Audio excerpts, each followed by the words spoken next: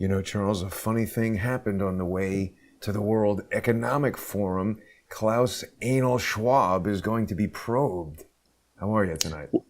I'm very well, thanks, Jason. Hope you're well too. Actually, it's really bad. I mean, this new person, I think his name is Brabeck, the former CEO of Nestle, is a diabolical human being. So this is not, this is not rejecting Schwabism and anal probism. This is, I think, getting rid of somebody who is too outrageous, even for the outrageous folk who run the World Economic Forum, and replace them with an even worse breed of sinister character. Yeah. But when you look at it, there's another story that I didn't have time to share with you, but I put out on X. Some clerk in the army, some woman, set up a charity for kids, Clinton style. There was no charity, but somehow managed to get $108 million worth of grants sent to the charity. Wow. And spent it on 30 plus homes, 80 plus vehicles, and daily purchases of upscale fashion items so outrageous that the UPS salesman or delivery guy or FedEx guy, whoever was bringing packages to her home, gave her a nickname as the Gucci Goddess because she was getting so many fancy packages. And this is what happens. And it's neat and fitting. Here it's the 25th of April today. It's 20 years ago that the Clinton Foundation ceased to exist as a lawful nonprofit corporation, effectively 20 years ago today. So for 20 years, that miserable family has been holding itself out as a do-gooder charity, conducting its business principally from New York City, where they knew even Bloomberg wouldn't go after them. And they've been doing this for 20 years. They have 2 homes in Chappaqua, 1 home in each of which is a mansion, another home in Washington, D.C. that is a big home. And then who knows what other real estate they have. They fly private. Chelsea has a gigantic apartment. Who knows what other real estate she has. She's so many unjustified jobs, which are given to her by virtue of her service in the Clinton Foundation, which doesn't exist. And then this clerk goes ahead and steals $108 million. And Klaus Schwab says, you know what? The Clintons, love to come and speak at the World Economic Forum. I'm going to run the World Economic Forum Clinton style. I'm going to have my wife buy a house with World Economic Forum money for 30 million euros. I'm going to give her another 20 to fix it up because, every 30 million euro house that I know of needs another 20 million spent on it. And then we're going to fly around the world. I'm going to direct subordinates to go to ATMs and take cash out and give it to masseuses and hookers and who knows whatever else. I mean, and nobody does anything about it. I mean, if I were Vladimir Putin, I wouldn't bomb Kyiv. I'd bomb Klaus Schwab's home. I'd go after the World Economic Forum. Oh, Charles, sorry.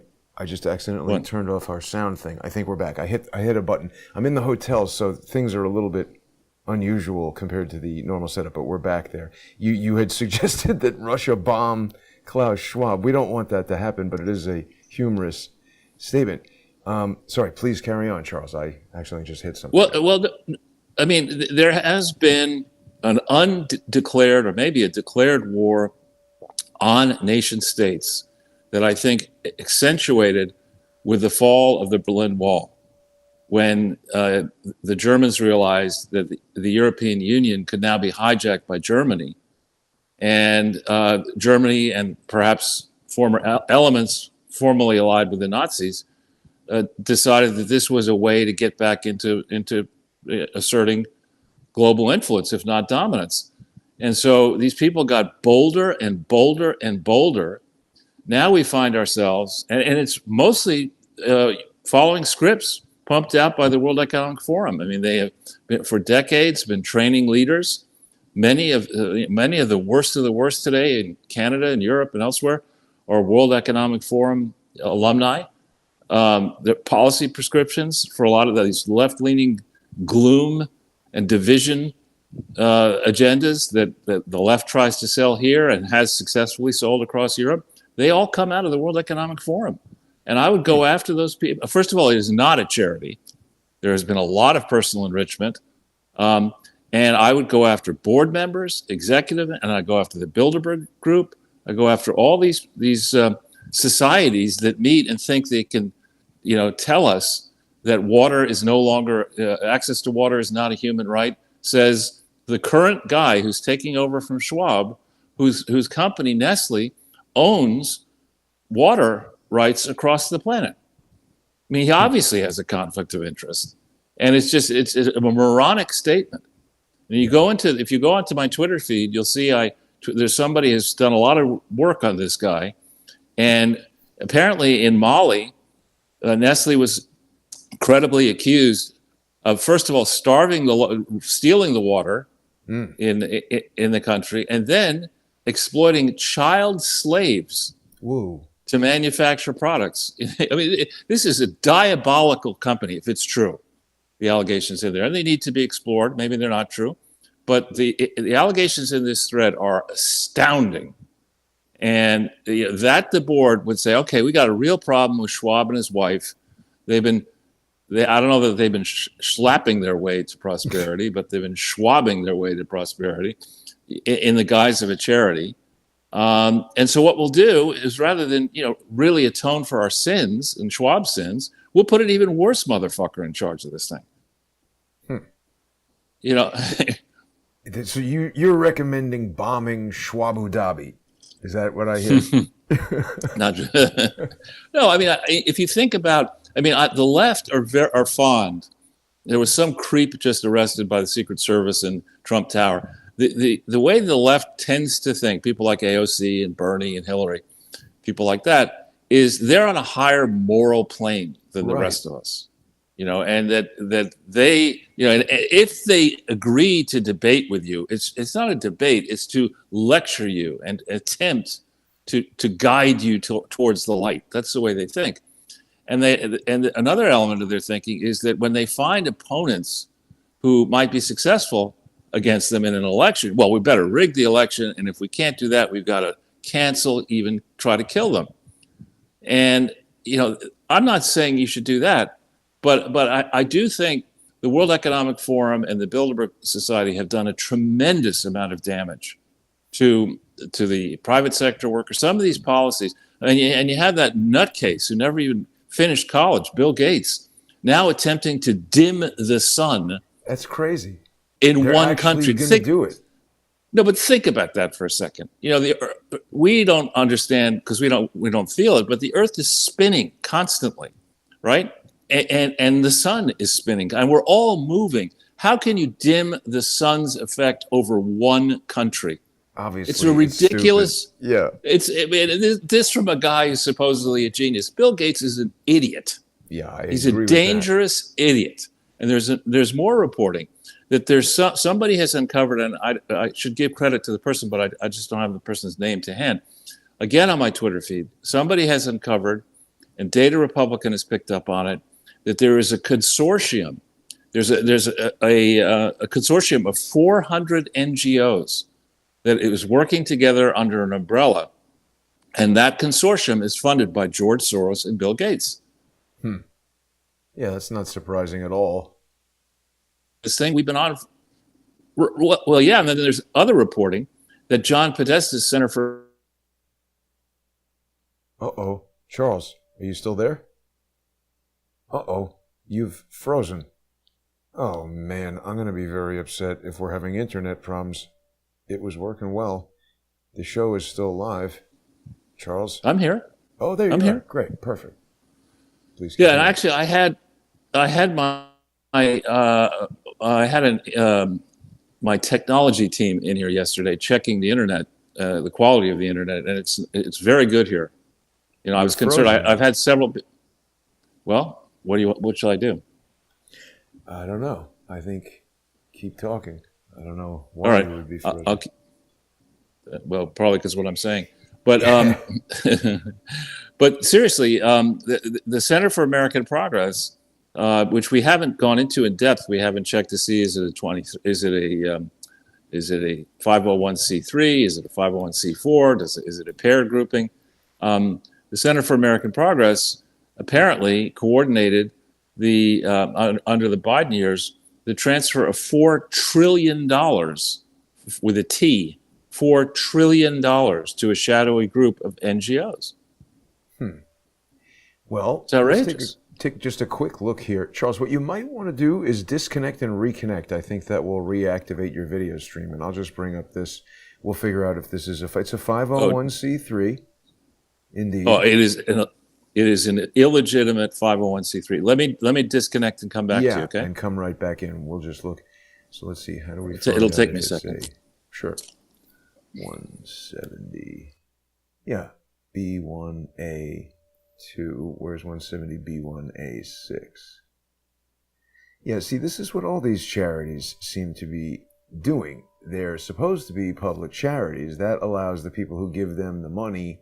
It doesn't seem to be 170B1A6. So we'll get Charles back in here and keep looking at this. But yeah, I mean, this is interesting that more people are putting attention on this right now. This has been Charles's kind of like core argument for many, many years. And so it's good, Charles, that finally people are paying attention to what you've been talking about for so long. Hopefully we can... Whoops, you just disconnected accidentally. He'll come back in. There's all these technology problems with producing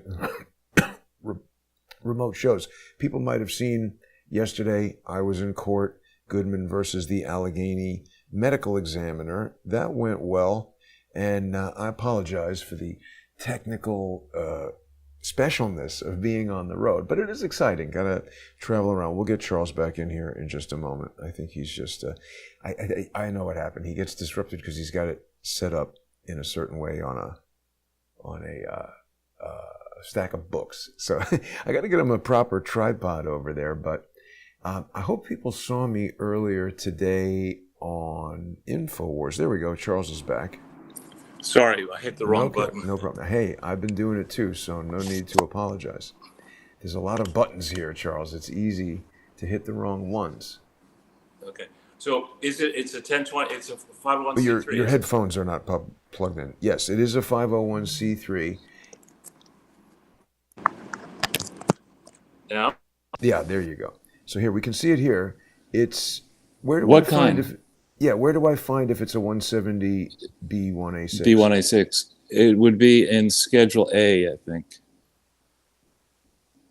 That's Schedule A in the beginning. Oh, so okay, it is. It's ridiculous. It is ridiculous that the Center for American Progress would be involved. Now, remember, this is a big reveal. The person who identified this does not necessarily know enough about the Clinton Foundation. When the Clinton Foundation got into trouble, they hired John, and when Bruce Lindsay had his stroke in 2011, they hired John Podesta to conduct to oversee the Simpson-Thatcher review. So John Podesta cannot say, I don't understand. He's a lawyer. He can't say, I don't understand how 170B1A6 public charities are supposed to be run. He can't say that. This is a pure corruption of the regulations involving this type of public charity. This type of public charity derives its special tax benefits, the fact that its donors used to be able to deduct a higher percentage of their income to take a deduction of a higher percentage of their income if they give money to this type of charity, because it is explicitly barred from engaging in partisan political activities. Its board must be broadly representative of the public at large. You cannot have a bunch of progressive, lobbyist, corrupt Democrat hacks controlling the flow of $4 trillion to a network of charities. It's explicitly barred. And I don't know what's in the Doyle-Moynihan lawsuit, but this should be a rider to that lawsuit. This is pure and naked corruption. Remember, that John Podesta's brother, Tony Podesta, runs a crooked lobbying operation. That Tony Podesta's wife, when Barack Obama was president, bragged that they were the real power of government. And it got to be so ridiculous there because, they were so tied in to the machinery of the Obama administration, which then became the Biden administration.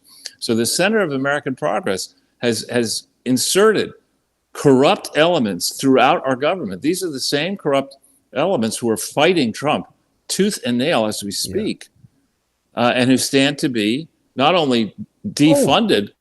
Look at this. But Tom Daschle is the chair. Yeah, I mean, it's ridiculous. He's one of the guys, Charles, they mailed him anthrax on 9/11. Mm-hmm. Right. I don't wish that on anybody, but... No, but I'm saying and then he quit. I think that's like, hey man, get on board or get underground. Well, Daschle has always been a left-leaning kook. I mean, he's not a moderate. No, but I'm saying I think he was against the Patriot Act, and then the anthrax started going around. So I'm saying it's thug tactics to kind of scare him, I guess. Yeah, thug life. But yeah, so this Klaus Schwab thing and the World Economic Forum and other international charities, people need to understand that charity laws are different around the world. For example, in Sweden, and I'm not an expert on the laws of every country, but in Sweden I know that you could take a profitable business and sell it to a charity, convey it to a charity, operate the business within the charity, get tax benefits for that, and then decide 10 years later that you want to have the thing come outside the charity. So you pay off the charity. Yeah, you can do things like that in other countries.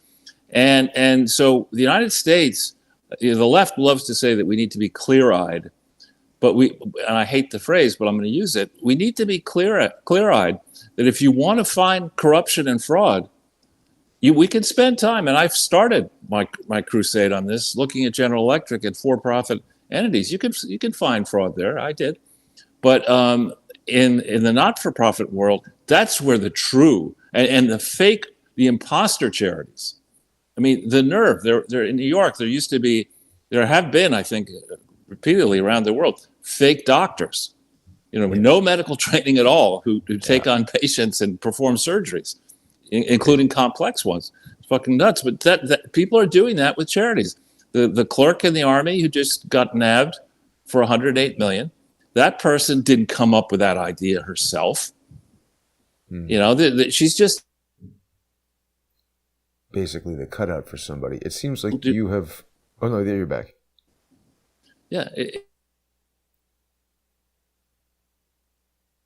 Charles, you're freezing spotlight. Intermittently. There we go, you're back. I don't know what's going on, Jason. I literally had a tech person... It's got to be the hotel. I'm sorry. Please, carry on. Charles, I just want to let everybody know, we're going to be doing our sponsor exclusive segment. What was it that I wanted to let everybody know? I forgot. Sorry. You should ask yourself.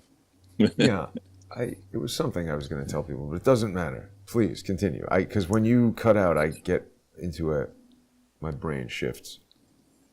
No problem. So the point is, Donald Trump. I love his sacrifices on behalf of the country. Everybody makes mistakes. He's making a mistake with his meme coin that he's doing, I think. It's already been done. That's my view, and he'll do what he wants. Pretty shifty, I agree.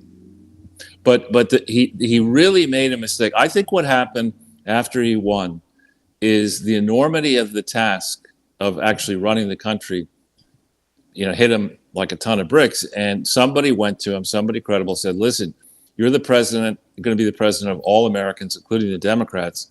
You can't polarize this country in the first days as you're trying to put your administration together, because you won't get your key picks confirmed.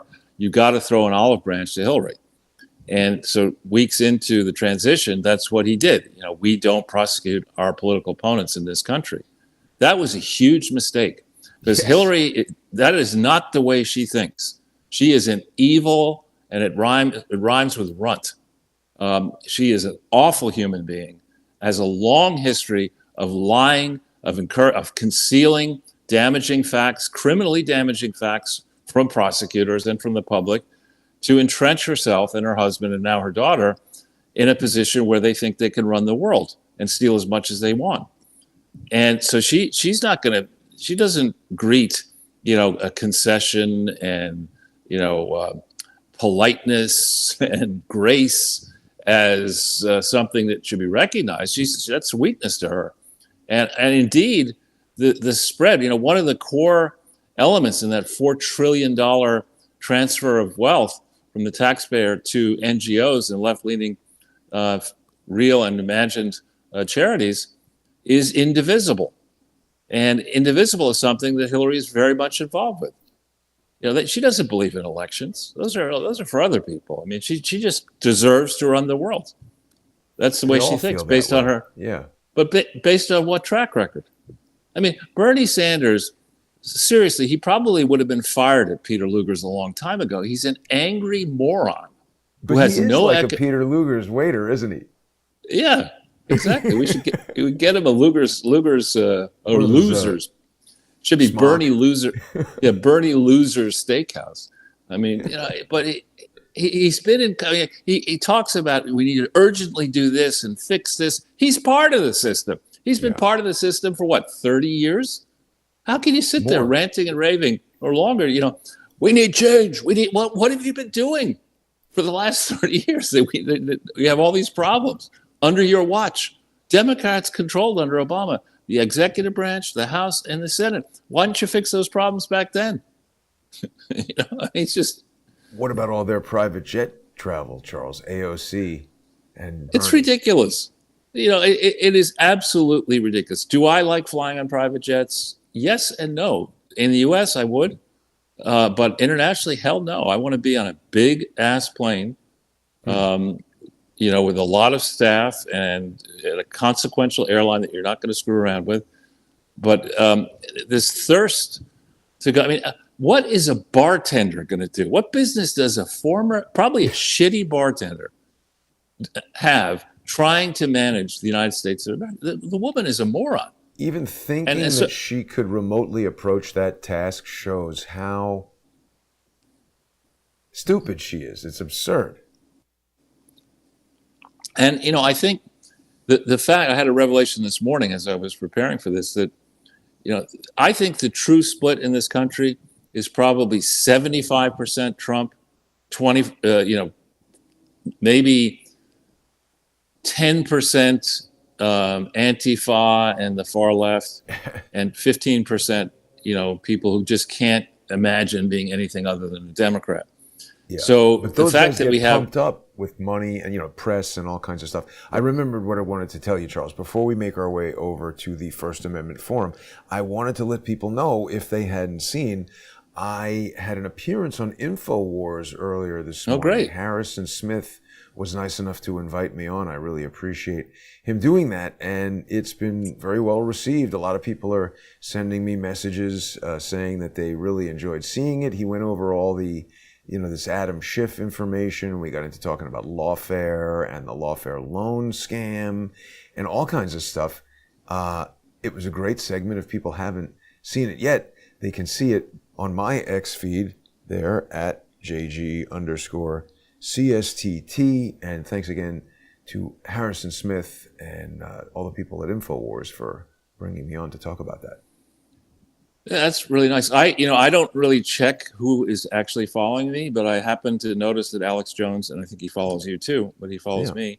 Great. And I actually think, you are, if not certainly an early pioneer in this whole idea of using modern technology tools to perform investigative journalism in a different and more comprehensive way. I mean, actually, it's not performed in the mainstream. That's the mainstream stuff is theater.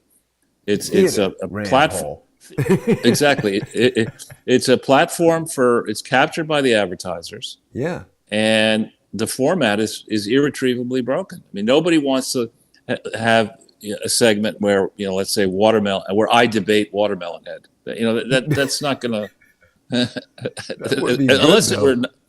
unless it were 90 minutes, but something interrupted every 6 minutes, forget it. Yeah, no, and he would not be able to take the heat. He's too much of a watermelon-headed pencil neck riding on the mortgage gravy train. I'm telling you, Jason. I mean, if Hunter Biden can sell his art for, let's say he's really selling it for $10,000, whatever it worked out to be, you should be able to sell some of these art. I mean, this is fantastic. I would actually put some of this framed up in my apartment. Thank you. Yeah. Well, I'm going to try and work on that, Charles. You know, I've got all kinds of ideas cooking. I thought you were going to say that I was a pioneer in counter lawfare, because that's kind of true as well. But we're just about out of time here, Charles, and people are going to be able to join us in the First Amendment Forum. Something happened on the way to the First Amendment Forum. And, okay, good. We will be there, so people can join us. Please sponsor the show on crowdsourcethetruth.substack.com.